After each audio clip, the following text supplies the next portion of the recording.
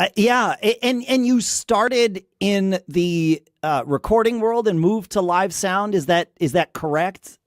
That is. So I went to Berklee College of Music, Huh. and Yeah. I studied music production and engineering there. Graduated in 1991 and moved to Los Angeles and started as a music producer, recording engineer. And I thought that that was going to be my career. Um, and I loved it, and I did it for about 3 years, and had a really blossoming career going on. I got nominated for a few Grammys, Wow.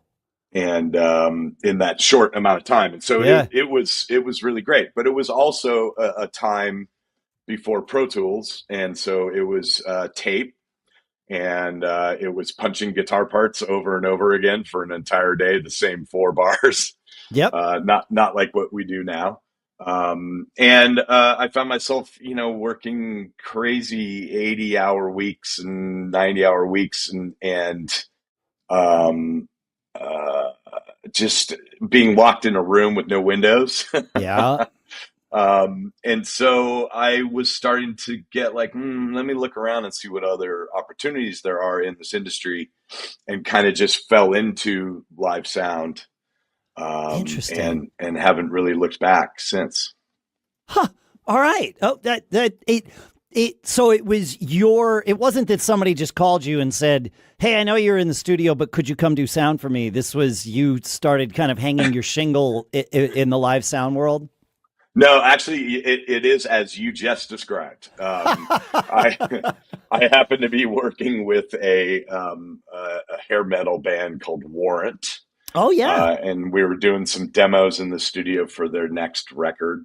And they had fired their front of house guy the night before, and literally while we're working in the studio, they said, hey, we fired our front of house guy. Why don't you come and mix our live sound? And I kind of got taken aback and said, I don't know anything about live sound. Like, I played live as a musician, Okay. Yeah. but I'd never ever mixed anything, been a live sound guy at all. And I found myself the next evening opening up for Rat at the LA Forum. What? Yeah. Well, talk So, about trial by fire, man. I mean, oh not my, that you didn't know what you knew what the console looked like, but still, like, I kind of did. I mean, it was, yeah, I knew, of course, all of the basics of gain structure and how a console works, and all that kind of stuff. But it was a live sound console, so yeah. very, very different than what I was used to. Um, and it was a really interesting experience. It was terrifying, but it was also exhilarating in that I'm like, I think I found what I love. Like, this is unbelievable. Like, 10,000 people screaming for something that I'm a part of is this is better than any drug. Like, I love this thing. So it really, like, I immediately knew that that's where I wanted to be, and that's what I wanted to do.